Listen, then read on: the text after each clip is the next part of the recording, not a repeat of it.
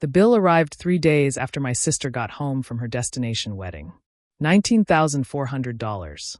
Not $1,900. Not $4,000. $19,400. The email subject said, "Your remaining wedding contribution," like we'd discussed it. Like I'd agreed to it. Like somewhere in the chaos of bridesmaid dresses, resort deposits, and my sister telling half our family I was too broke to attend her wedding, I'd apparently raised my hand and volunteered to buy a decent used car's worth of empty hotel rooms. There was a PDF attached. My sister, Kelsey, had made it herself. She'd even added our family business logo at the top. Underneath that, she'd listed the charges. 11 unfilled guest rooms. 2 additional nights in the bridal suite. A private catamaran reception upgrade. Airport transfers for our parents. And something called a sunset restoration fee, which sounded less like a wedding expense and more like a charge for reversing the rotation of the earth. At the bottom, in bold letters, it said, "Amount due from Leah, $19,400. Payment requested within 5 business days." I read it twice. Then I called Kelsey. She answered on the 4th ring and said, "Hey," in that careful voice people use when they already know why you're calling. I said, "What is this?" "The final wedding balance." "I can see that. Why does it have my name on it?" She let out a long breath. "Leah, please don't start." That sentence told me everything about how the conversation was supposed to go. She wasn't calling to ask for help. She was waiting for me to accept an assignment. "I'm not starting anything," I said. "I'm asking why you sent me a bill for $19,400. Because that's the amount we're short." "Who's we?" Another pause. Then she said, "The family." And there it was. The word my family used whenever a problem needed to become mine. I walked over to my kitchen window. It was raining in Raleigh, the slow gray kind that makes the whole afternoon look unfinished. "Kelsey, I didn't attend your wedding." "I know. You removed me from the guest list." "That's not exactly what happened. You sent me a voice message saying I shouldn't come. Because you kept saying money was an issue. I said I wasn't giving you $20,000. "Right," she said. "Because you couldn't afford it." "No, because it wasn't my wedding." Her voice sharpened. "You told Mom you had savings." "I do. So you can afford it." That was Kelsey's definition of affordability. If you possessed money and she wanted it, you could afford to give it to her. I said, "You told people I was too broke to attend." "I was trying to protect you." "From what?" "From being embarrassed." I actually laughed. Not because it was funny.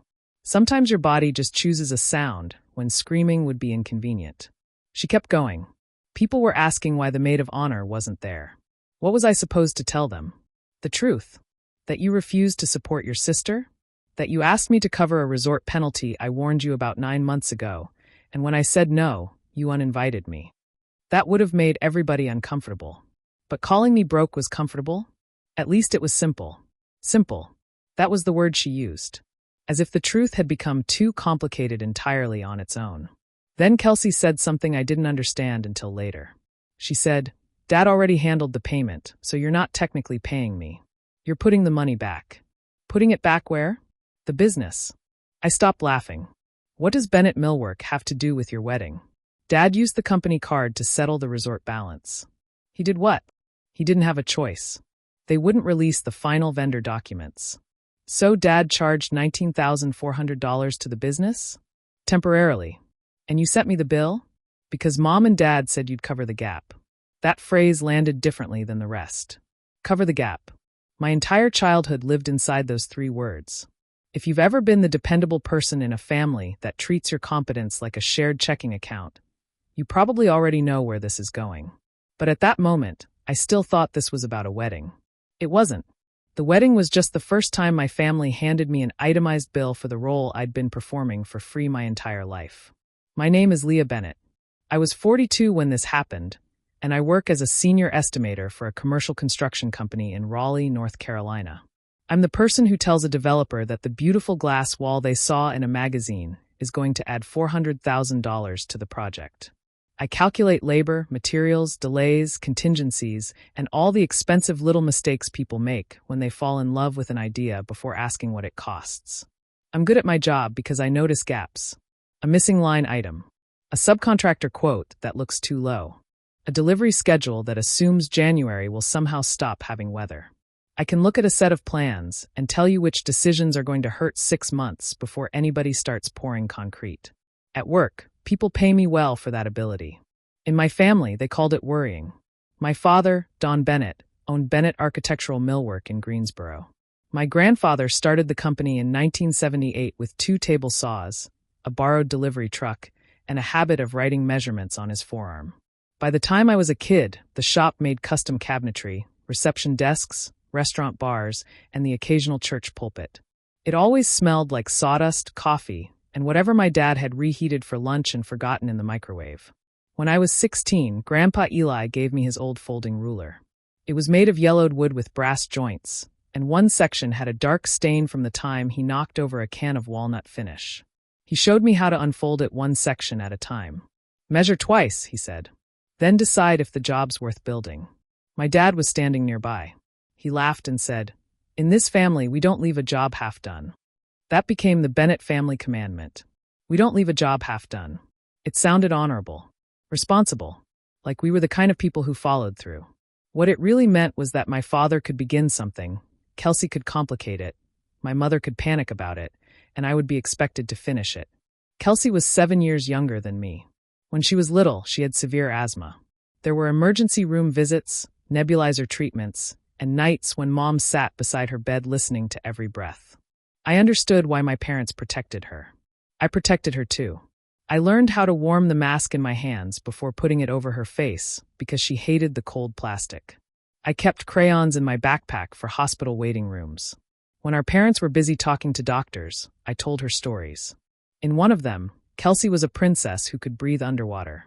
For years, she asked me to tell that one whenever she got scared. Her asthma improved as she got older. The family arrangement didn't. Kelsey remained the child whose discomfort became an emergency. I became the child who didn't create emergencies. If I needed something, I waited. If I was scared, I got organized. If something went wrong, I fixed it before anyone noticed. I wish I could say I understood the damage in that. I didn't. For a long time, being useful felt almost exactly like being loved. When I was 19, the motor in Dad's edge-banding machine burned out. The shop had a hotel job due in 8 days, and he couldn't afford both the repair and payroll. I had $4,200 saved for my second year of college. Dad sat at our kitchen table with his face in his hands while Mom said, "We'll figure something out." I transferred him $3,800 the next morning. He cried when I told him. He promised to pay me back by Christmas. That Christmas, Kelsey got a used Jeep because Mom said she needed reliable transportation for school. I got a leather planner and a note from Dad that said, "Couldn't do this without you." I still have the note. Not because it was sweet, because for years I used it as proof that the money had meant something. I finished college through loans, scholarships, and working nights in the estimating department of a lumber supplier. Kelsey went to a private university 2 states away. She studied marketing, changed majors twice, and called home whenever her meal plan ran out. Nobody made her feel guilty for needing help. That sounds like I resented her education. I didn't. I resented that my family turned my sacrifices into evidence that I was naturally low maintenance. "You've always been good with less," Mom would say. No child is good with less. Some children just learn there's no point asking for more. After college, I moved to Raleigh for work. I built a decent life. Nothing flashy. I bought a 2-bedroom townhouse with a tiny patio and a kitchen that still had the original cabinets from 1996. I drove a 12-year-old Honda because it ran perfectly. I packed my lunch most days and contributed aggressively to my retirement account. Kelsey called my house cute, which in her language meant small. She lived in a downtown loft, leased a new SUV every 3 years, and ran a branding business that seemed to involve a lot of photographs of coffee. To be fair, Kelsey was talented. She could walk into a dull room and understand what people wanted to feel inside it. She redesigned Bennett Millwork's logo, updated the website, and got Dad featured in a regional design magazine. She was also very good at presenting collective effort as personal momentum. When the magazine interviewed her, she said she'd helped transform the family shop for a new generation. The photographs showed Kelsey standing beside Dad in an ivory suit. I'd spent the previous 6 weekends rebuilding the company's estimating templates because Dad had been underpricing labor for almost 3 years. I wasn't mentioned. Dad mailed me 3 copies of the magazine anyway. He'd circled Kelsey's photograph and written, Your sister's really bringing us forward. I stared at that sentence for a long time. Then I drove to Greensboro the next Saturday and finished recalculating the labor rates. That's the part I'm not proud of. My family didn't trick me every single time. Eventually, I started volunteering for my own exploitation. When Kelsey got engaged to Colin, she called me before she posted it online. She was crying so hard I thought something was wrong. Then she held her hand up to the camera and showed me the ring. It was a pale oval sapphire surrounded by tiny diamonds. "St. Lucia," she said. I said, "What?" "That's where we're getting married." She hadn't chosen a date. She hadn't priced flights. She hadn't even told our parents. But she had chosen an island. Colin was 37 and worked in commercial real estate. He was pleasant, polished, and so conflict avoidant that he could disappear emotionally while sitting directly in front of you. I liked him. I also noticed he never disagreed with Kelsey until someone else had already done it first. The engagement dinner was held at an expensive steakhouse in Greensboro. Mom ordered champagne. Dad gave a toast about legacy.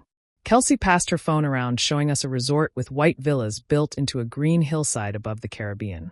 There was an infinity pool, a private beach, and a ceremony deck suspended over the water. "It's all-inclusive," she said, which is a phrase people use when they want something expensive to sound financially responsible. She wanted 44 rooms for 4 nights. I asked, "How many guests have confirmed?" "It's too early for confirmations."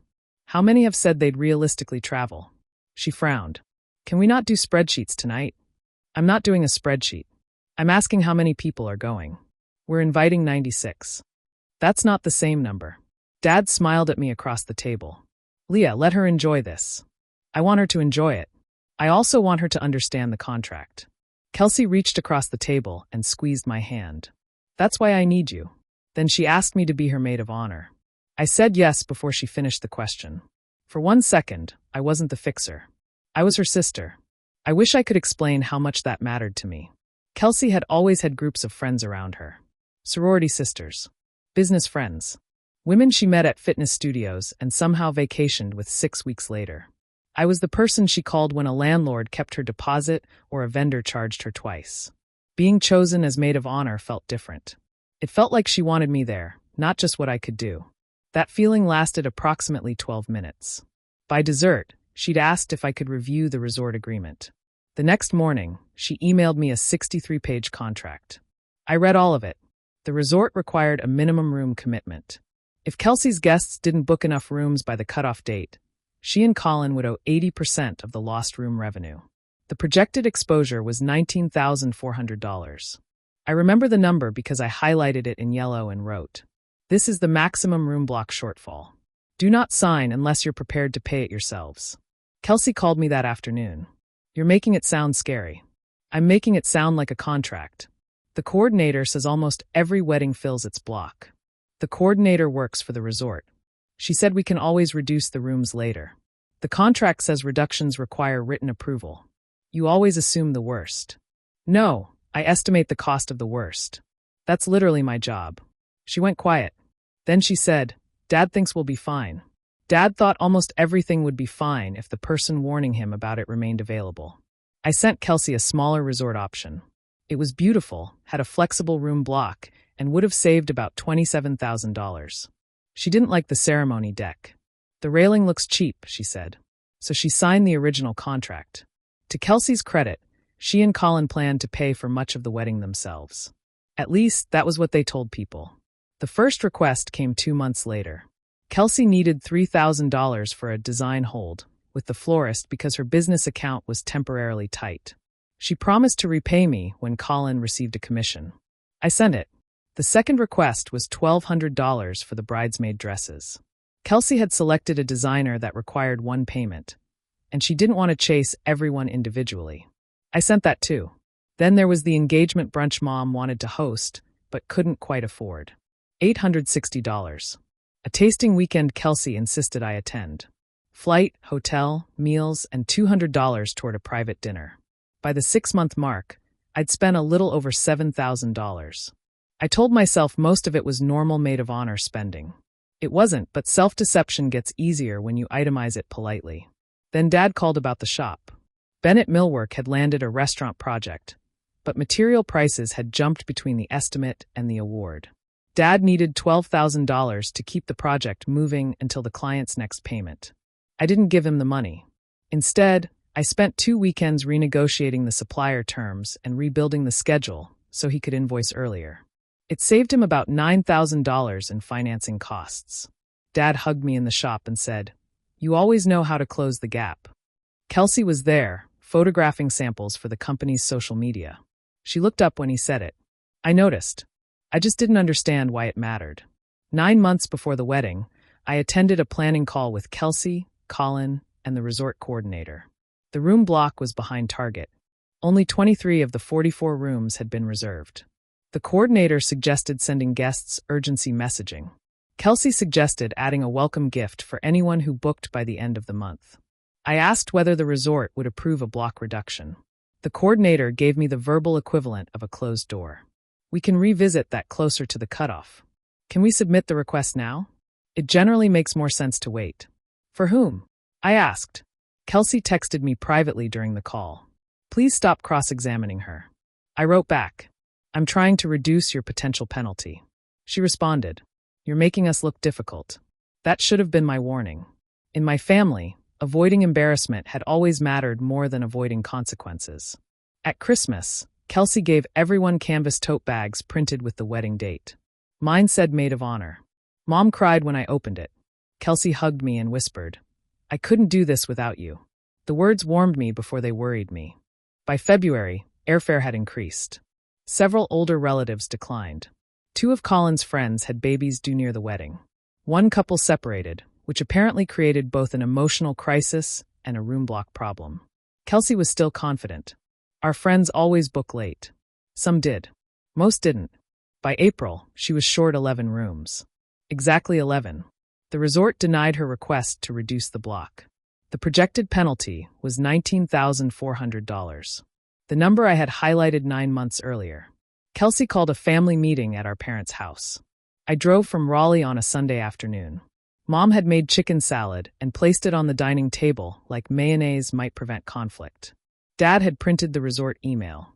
Kelsey sat beside Colin, holding his hand. She looked exhausted. For a minute, I felt sorry for her. Then Dad said, "We need to figure out how we're splitting the shortfall." I asked, "Why are we splitting it?" Mom looked at me as if I'd asked why gravity was involved. "Because Kelsey can't carry this alone." "She isn't alone. Colin signed the contract too." Colin cleared his throat. "We've already put a lot into the wedding." "So have I." Kelsey looked down. Dad tapped the paper. "We're not comparing contributions. That was another family rule. We never compared contributions when mine were larger." Kelsey said, "If each side helps, we can keep this from becoming a disaster." "What does each side mean?" "Colin's parents are covering the farewell breakfast." I waited. And Mom and Dad are helping with transportation." "How much?" Mom said, "Leah." "No. If I'm being asked to contribute, I want actual numbers." Dad leaned back in his chair. "Why do you always turn family conversations into business meetings?" "Because you hand me bills." Kelsey's eyes filled with tears. Not fake tears. That's what made it harder. "I wanted one beautiful thing," she said. I felt the old reflex rise immediately. Fix it. Make her stop crying. Get everybody through dinner. Finish the job. Then I remembered the highlighted contract. "You can still have a beautiful wedding," I said. "But I'm not paying the room penalty." Nobody spoke. Mom folded her napkin once, then again. Dad said, "We're not asking you to pay all of it." "How much are you asking for?" He looked at Kelsey. Kelsey looked at Colin. Colin looked at the table. Finally, Dad said, 19.4. I almost smiled because it was so absurd. "That is all of it." "We'd pay you back," Mom said quickly. "With what?" "That's not the point." "It's exactly the point." Kelsey wiped beneath one eye. "You have the money." I said, "That doesn't make it yours." She stared at me like I'd slapped her. Dad's voice went low. "In this family, we don't leave a job half done." There it was. The commandment. Except this wasn't my job. I had reviewed the contract. I'd warned her. I'd found a safer option. I'd already spent thousands of dollars. The job wasn't half done. It had never belonged to me. "I'm not paying it," I said. Mom followed me into the hallway when I left. She shut the dining room door behind her. "Your sister's under a lot of pressure." I know. She feels like you don't support her. I've given her $7,000. Please don't reduce everything to money.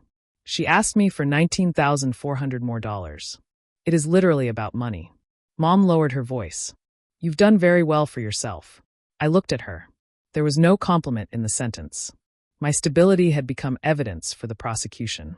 I've done well because I don't spend $19,000 every time someone else ignores a contract. That's cruel. No, it's true. You don't have a husband or children. Kelsey's building a life. I don't think Mom planned to say it that way. But she did. And once a sentence exists, you can't put it back in somebody's mouth. I stood there with my hand on the front door. So my life doesn't count because it costs less? That isn't what I meant. It's exactly what you meant. I drove home without the radio on. About halfway to Raleigh, I pulled into a gas station and cried so hard I couldn't read the numbers on the pump. Not because of the wedding. Because some part of me had spent 20 years believing my family would eventually notice that I had a life too. Apparently, I just kept it affordable enough for them to overlook.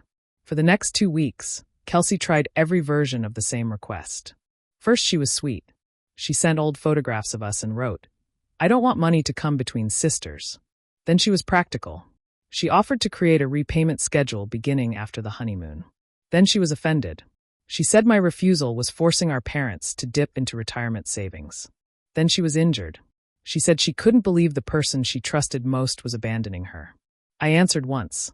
I wrote, "I love you. I will attend your wedding, give the toast I've written, and support you as your sister. I will not pay the room block penalty."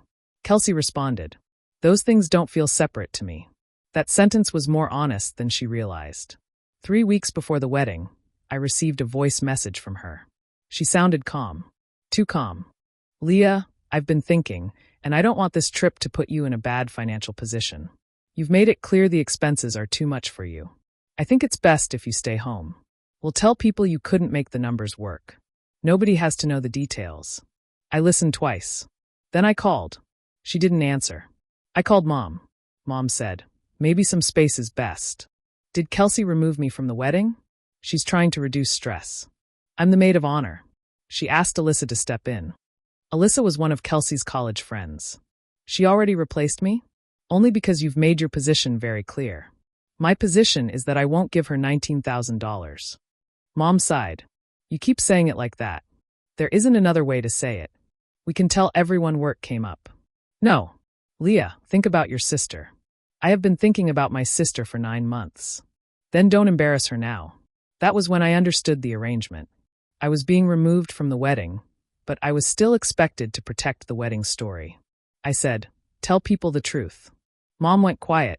I continued. "Tell them Kelsey asked me to pay the resort penalty. Tell them I said no. Tell them she replaced me as maid of honor and told me to stay home. You know we can't announce family business to everybody. Then don't announce anything." The next morning, my cousin Naomi called. She was attending the wedding with her husband. "Are you okay?" she asked. "I'm fine." "Why?" There was a pause. Then she said, "Kelsey told people you couldn't afford the trip." I sat down at my desk. Who did she tell? She posted something in the guest group.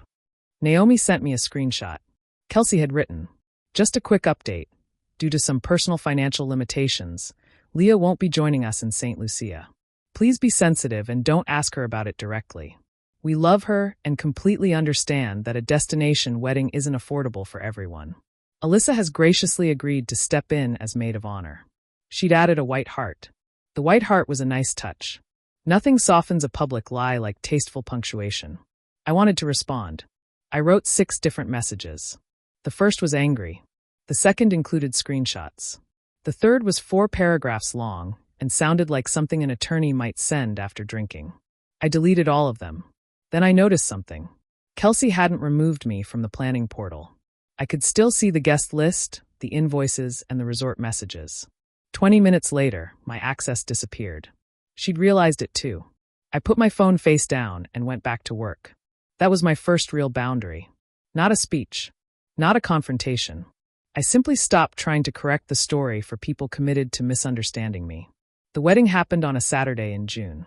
I spent that morning replacing the loose hinges on my kitchen cabinets. At 3 in the afternoon, Naomi texted me a photograph from St. Lucia. Kelsey looked beautiful. She wore a silk dress with a low back and no veil. Colin was smiling at her like she was the only person on the island. For a moment, grief took up every inch of my chest. I should have been there. I had written a toast about the underwater princess story. I'd planned to end by telling Colin that Kelsey had always been braver than she knew.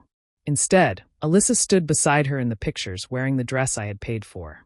Naomi wrote, "I'm sorry. This feels wrong."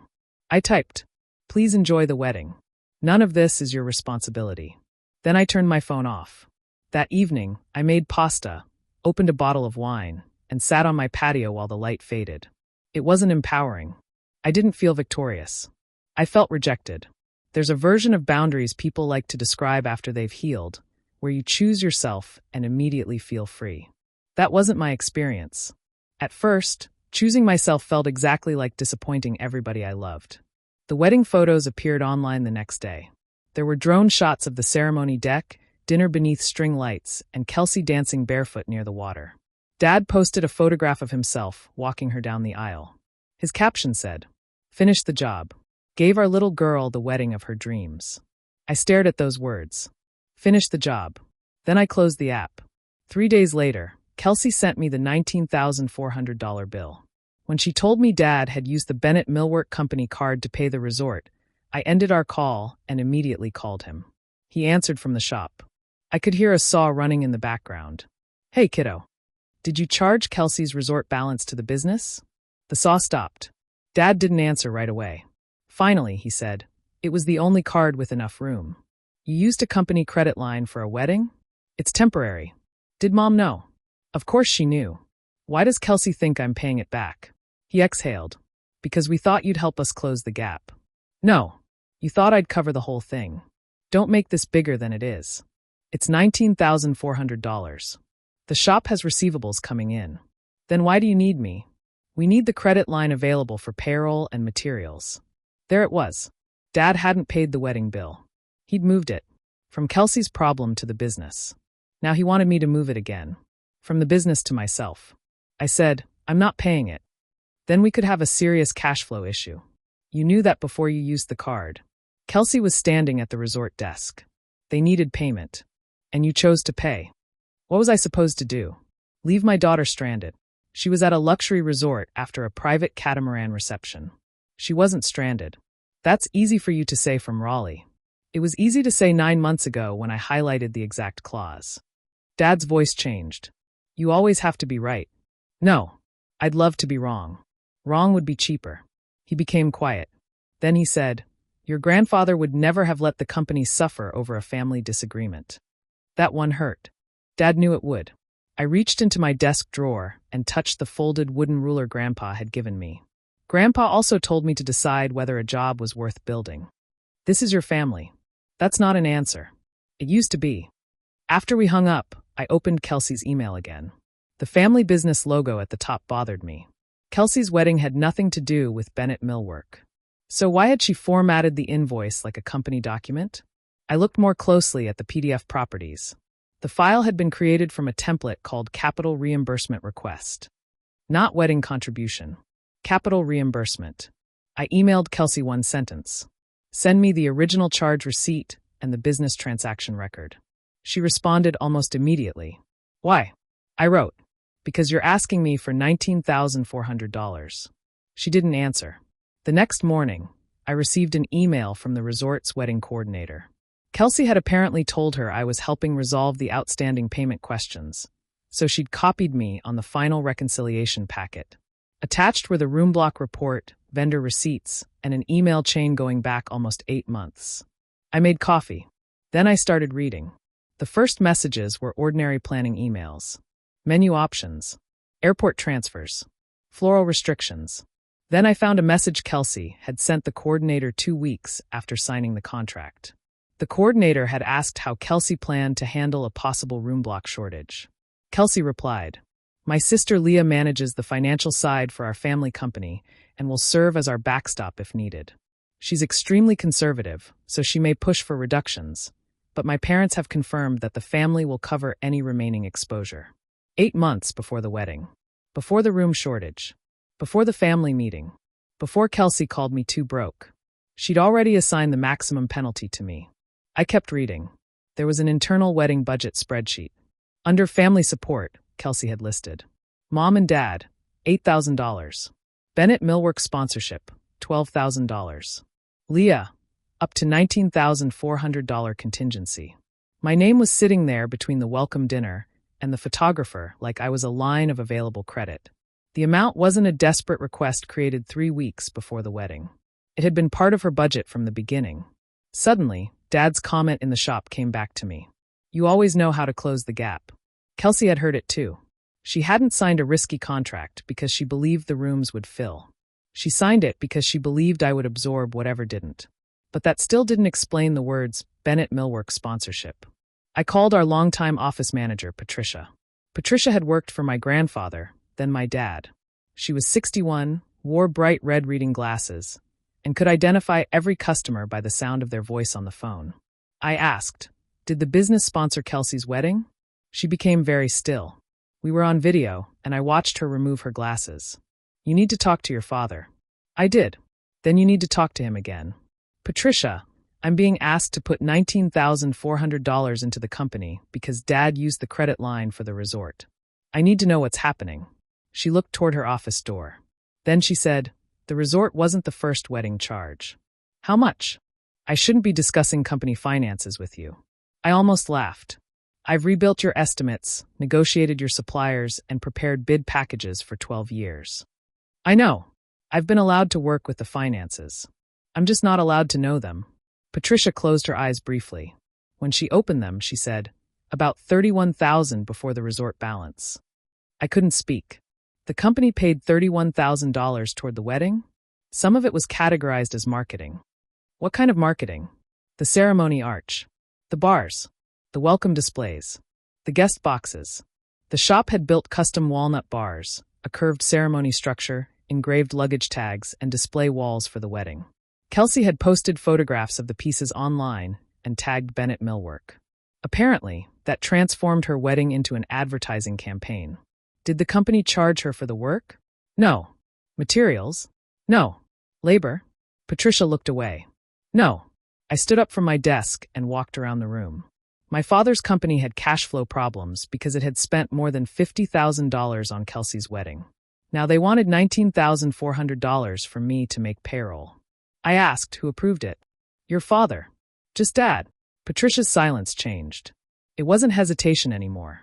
It was fear. Patricia. She put her glasses back on. You need to ask who owns the company. I stopped walking. What does that mean? I'm sorry, Leah. Who owns Bennett Millwork? She ended the call. For the rest of that day, I couldn't focus. I reviewed the same bid 3 times and still missed a duplicated labor line. At 5:30, I called Dad. No answer. I called Mom. No answer. I called Kelsey. Straight to voicemail. At 6:12, Dad finally called back. He sounded tired. Patricia says you've been asking questions. I asked who owns the company. I own it. All of it. A pause. Most of it. How much does Kelsey own? That's not relevant. How much? Dad became defensive. She's been working hard to grow the brand. How much does she own? 40%. I sat down. The chair felt strangely far beneath me. Since when? 2 years ago. 2 years. For 2 years, my sister had owned 40% of the business I'd been helping keep alive. For 2 years, I'd spent evenings reviewing bids, correcting labor rates, negotiating supplier contracts, and fixing the estimating system. For free. Kelsey had designed a logo, managed social media, and arranged a magazine feature. She got 40%. I didn't even get told. Dad kept talking. It's non-voting right now. I said nothing. The transfer was part of a succession plan.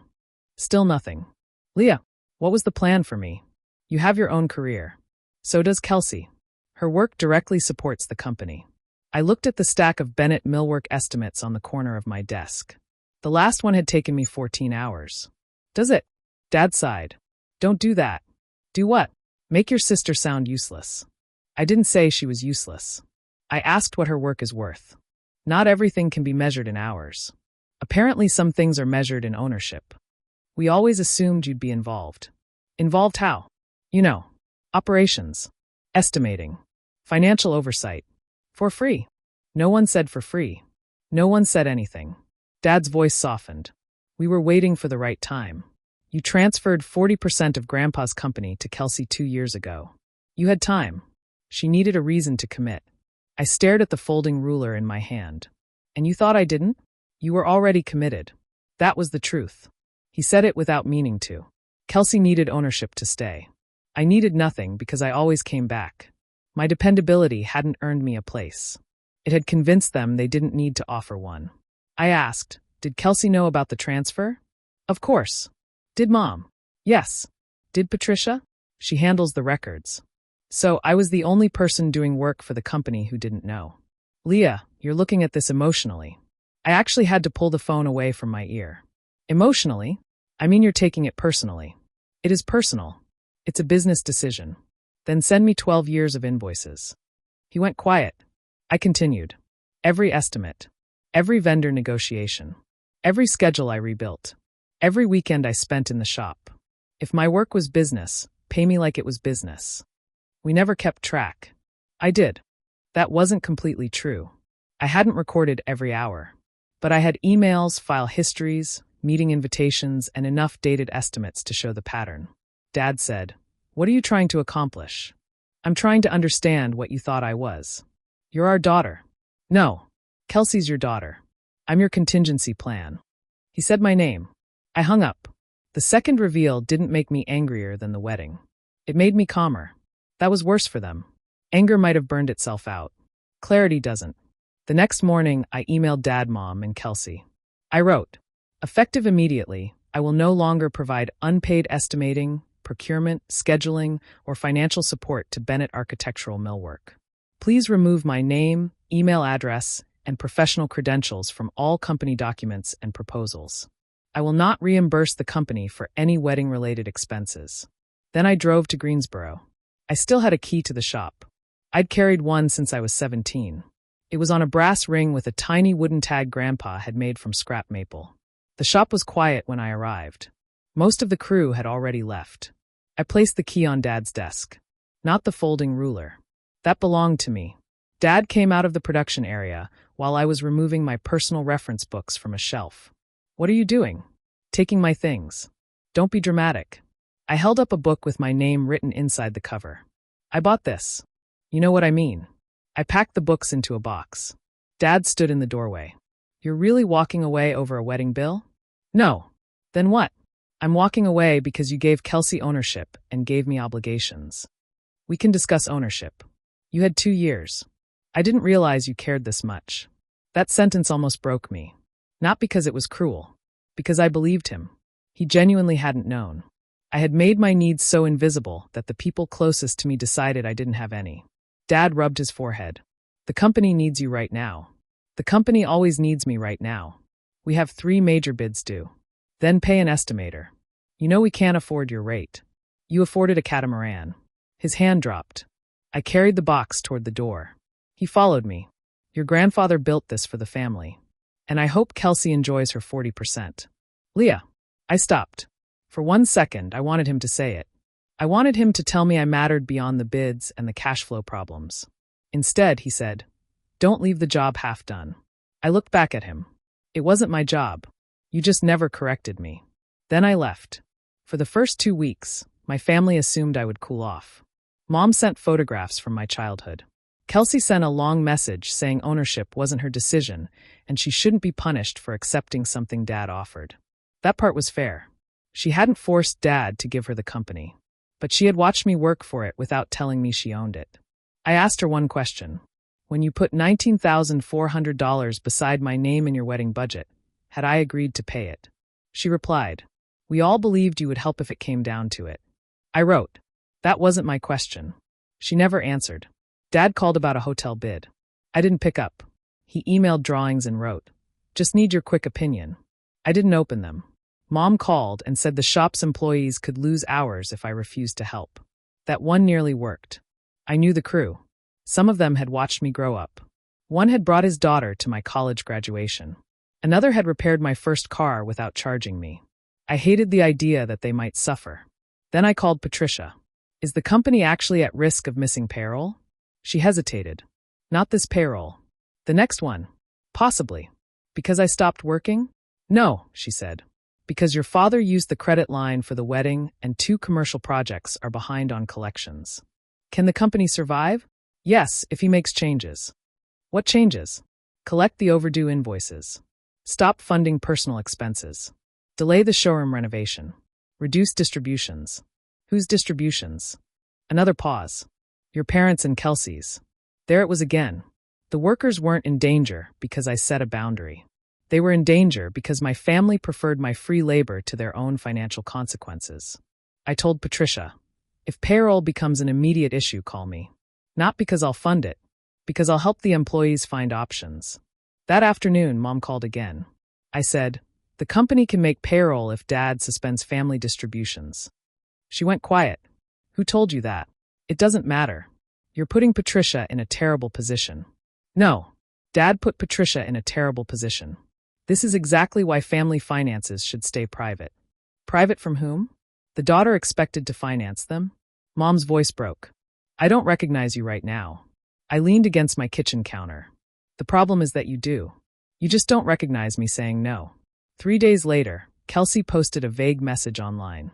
Sometimes the people you love become resentful when your life starts moving forward. Protect your peace, even from family. She didn't use my name. She didn't need to. Mutual friends messaged me. One said she was praying for us. Another said weddings brought out the worst in people. A woman I'd met twice sent me an article about overcoming a scarcity mindset. I didn't respond. Then Naomi called. Kelsey told everyone you're angry because Dad gave her part of the company. I am angry about that. She says you never wanted to work there. I didn't want to work there full-time without being paid properly. That's different. Naomi hesitated. There's something else. She sent me a photograph from the wedding reception. It showed Dad giving his toast beside one of the walnut bars Bennett Millwork had built. Behind him was a display with the new company logo. Underneath it, in gold letters, were the words, "Celebrating Kelsey Bennett, creative director and second-generation owner." The wedding hadn't merely been categorized as company marketing. It had been Kelsey's public introduction as the future of the company. That was why Bennett Millwork had paid for the bars, arch, displays, and guest gifts. That was why my sister had been willing to spend business money on her wedding. And that was why my absence needed an explanation that made me look incapable rather than excluded. If guests knew I was financially stable, professionally qualified, and had spent years supporting the business, they might ask why I wasn't part of the succession plan. Too broke wasn't just an insult. It was cover. Kelsey hadn't been protecting me from embarrassment. She'd been protecting the story in which she was the daughter carrying the business forward. I called her. This time she answered. I asked, was your reception an ownership announcement? She exhaled. Naomi needs to mind her own business. Was it? Dad wanted to say a few words. Did you know? Yes. Did you know before you removed me from the wedding? Silence. Kelsey. Yes. That hurt more than I expected. You let everyone believe I couldn't afford to be there, while Dad introduced you as the future owner of a company I've helped run for 12 years. You chose not to support the wedding. I chose not to give you $19,000. It's not just about the money. You're right. It's about making sure I wasn't in the room when Dad announced what you got. That is not fair. Then explain it. She started crying. Again, not fake. Kelsey wasn't a cartoon villain. She was my sister. She was insecure, ambitious, defensive, and terrified that if people saw how much help she'd received, they might question whether she deserved what she had. I worked for this too, she said. I know. You act like all I do is take pictures. I didn't say that. Dad's business was dying online. I changed that. I know. We've gotten clients because of me. I believe you. Then why are you doing this? Because your work mattered enough to earn ownership, and mine was treated like a personality trait. She became quiet. I continued. You didn't have to refuse the shares. But you could have told me. Dad asked me not to. And you agreed. I knew you'd react like this. No. You knew I'd finally understand. She said, you've always had this thing about me. I almost defended myself. Then I stopped. Maybe I did have a thing about her. I had loved her, protected her, rescued her, judged her, envied her, and silently kept track of things while insisting I wasn't keeping score. I wasn't innocent in our relationship. I had used competence as a way to feel superior when I couldn't feel valued. So I told her the truth. I have resented you, I said. And I should have dealt with that years ago. But my resentment didn't create this situation.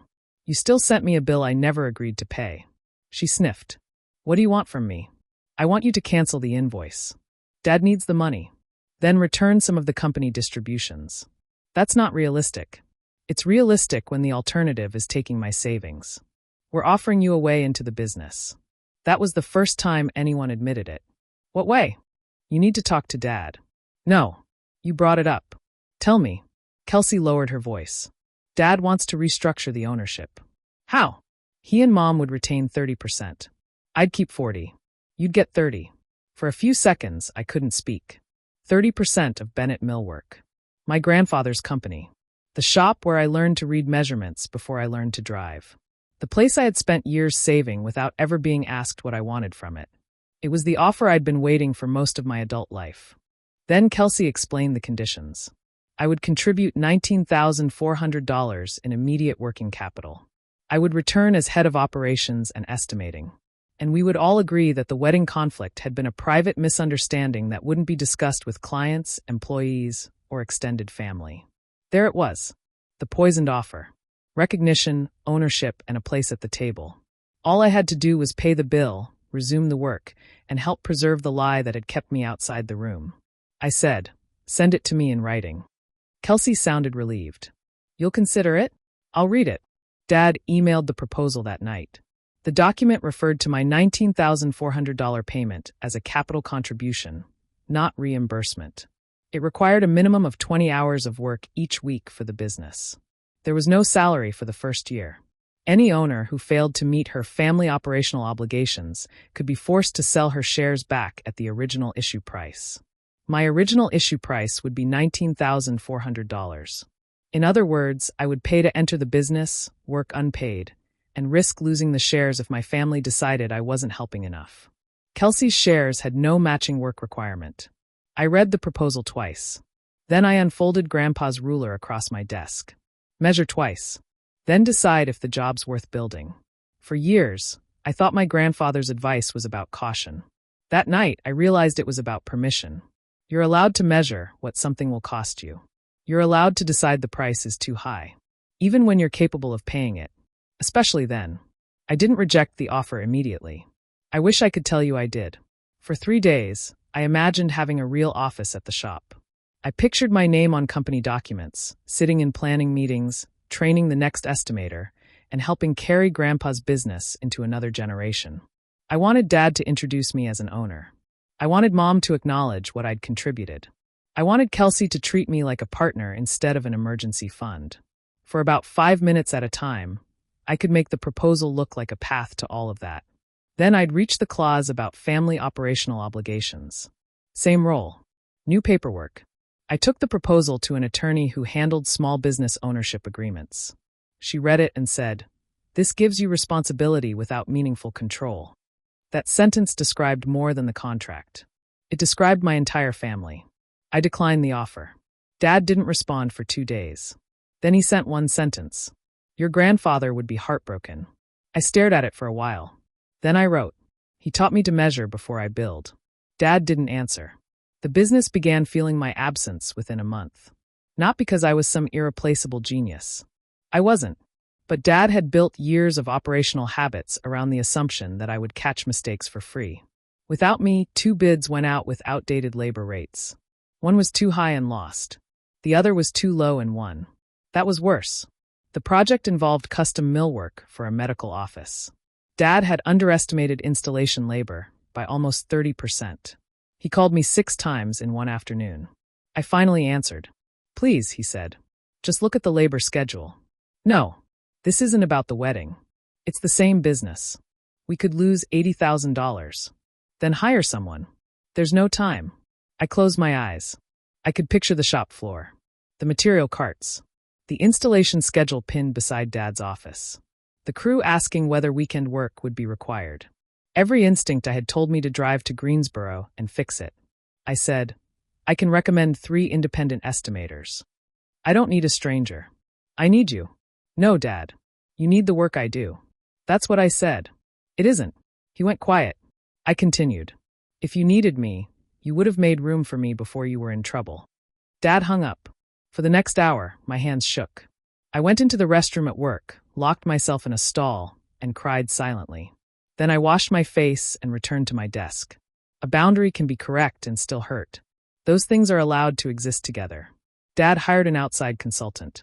The consultant charged more for 3 weeks than Bennett Millwork had ever paid me in 12 years, which was easy because Bennett Millwork had never paid me anything. The project survived, but the profit didn't. Kelsey blamed the consultant. Dad blamed the market. Mom blamed tension in the family. Nobody blamed the decision to run a company around invisible labor. In September, 3 months after the wedding, Bennett Millwork held its 45th anniversary open house. The event had been planned before everything fell apart. Clients, employees, suppliers, and extended family were invited. Kelsey had arranged new showroom displays, catered food, and a short presentation about the company's future. I wasn't planning to attend. Then Patricia called. "Your father put your name in the presentation." "What do you mean?" "He's announcing a new leadership structure." I declined it. "I know. Does he?" "He thinks you'll change your mind if he makes the offer publicly." That sounded exactly like Dad. He believed hesitation was a form of agreement that needed better staging. "What does the slide say?"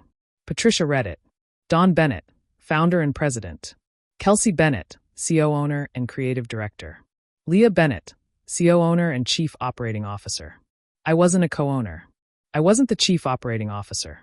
And if Dad announced it in front of employees and clients, my silence could look like acceptance. There was another reason he wanted my name attached. The company's bank was reviewing its line of credit. My salary, professional background, and participation would make the succession plan look stable. He wasn't only offering me a title. He was using my reputation before I'd agreed to lend it. I asked Patricia, "Will the bank representative be there?" "Yes." "Is Dad expecting me to guarantee anything?" I saw a personal financial statement in the meeting packet. "With my name on it?" "Yes." That told me what I needed to do.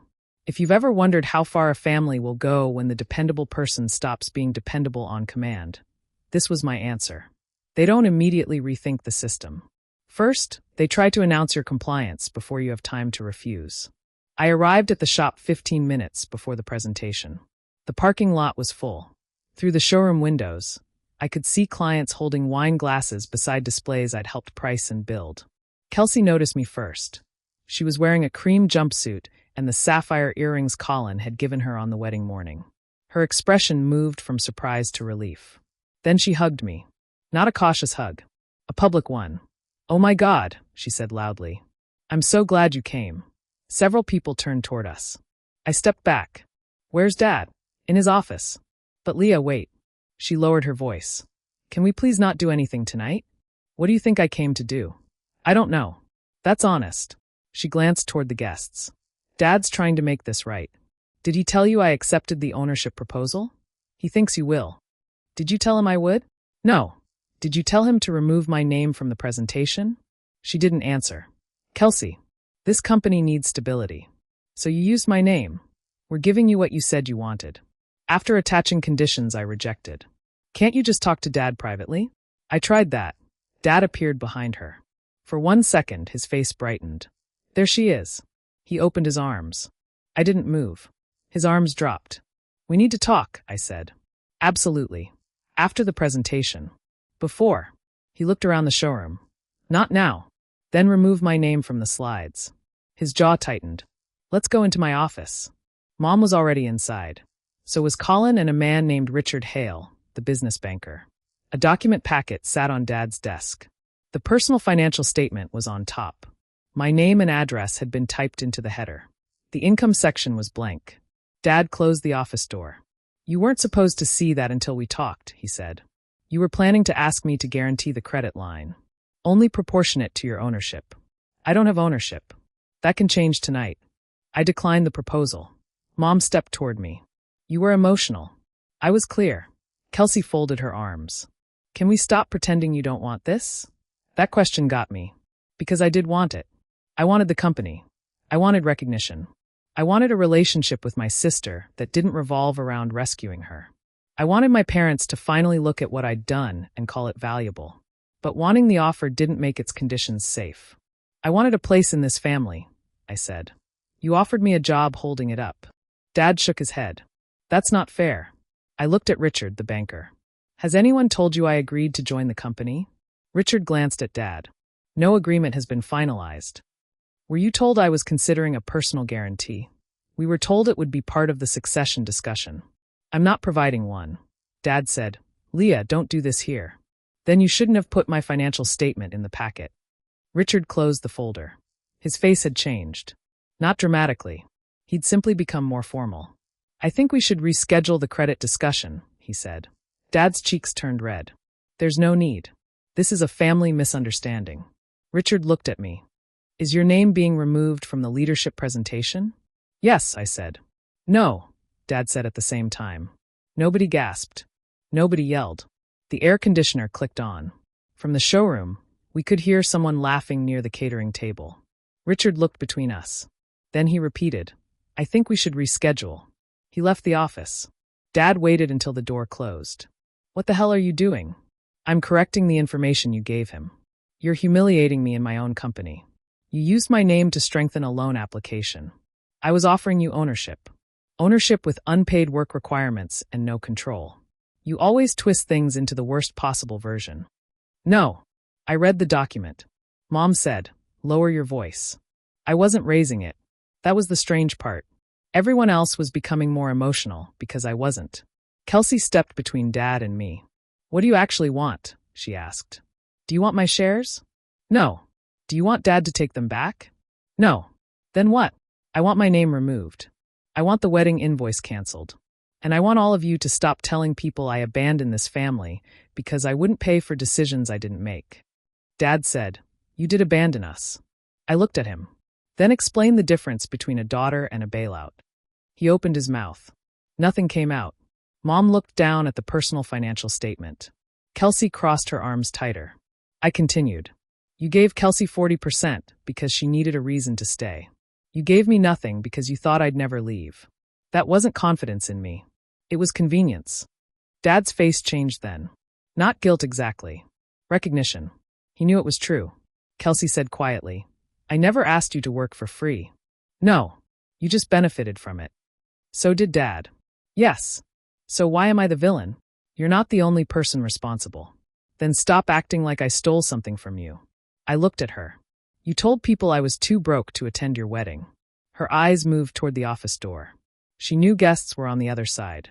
You want to discuss that now? No. I want you to correct it. How? The same way you said it. Post in the guest group. Tell them I was removed after refusing to cover the resort penalty. Her face hardened. That would make me look horrible. I nodded. That's why you lied. Mom whispered, Leah. Kelsey stared at me for several seconds. Then she said, fine. She pulled out her phone. Dad told her not to. Kelsey ignored him. She opened the wedding guest group and typed while we stood there. She turned the screen toward me. I read, I owe everyone a correction. Leah did not miss our wedding because she was unable to afford the trip. We disagreed after I asked her to cover the resort's $19,400 room block shortage. When she declined, I asked her not to attend and replaced her as maid of honor. I described the situation inaccurately because I was embarrassed.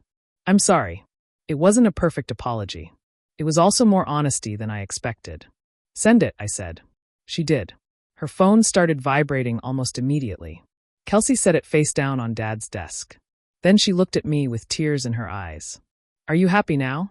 No. That answer surprised her. It surprised me too. I didn't want to win this, I said. I wanted you to be my sister. For a second, she looked like the little girl in the hospital mask. Scared.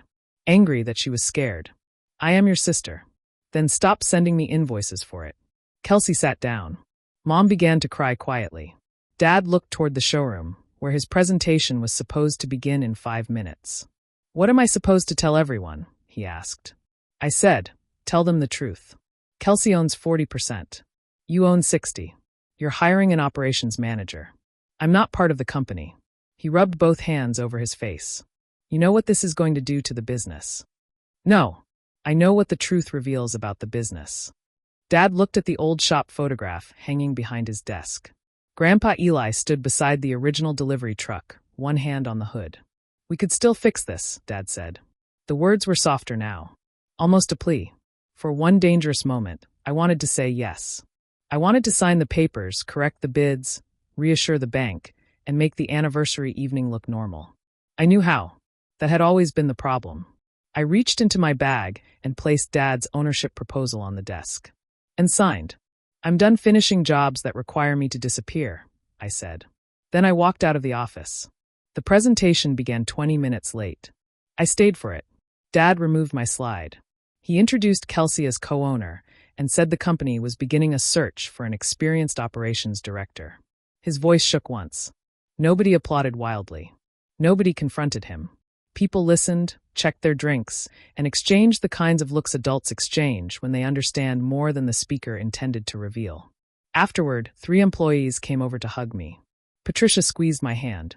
One of the installers, Marcus, said, "For what it's worth, we knew who did the numbers." That meant more to me than Dad's magazine copies ever had. Before I left, I walked through the production area. The machines were off. Fresh cabinet doors stood on drying racks. A half-built reception desk rested on 2 padded tables. For most of my life, that shop had felt like inheritance. Not legal inheritance. Emotional inheritance. The thing I was supposed to protect because Grandpa built it and Dad carried it, and family didn't leave jobs half done. Standing there, I finally understood that history can matter without owning your future. I loved the shop. I didn't belong to it. Those were different truths. The bank renewed Bennett Millworks' credit line 6 weeks later, but for a smaller amount.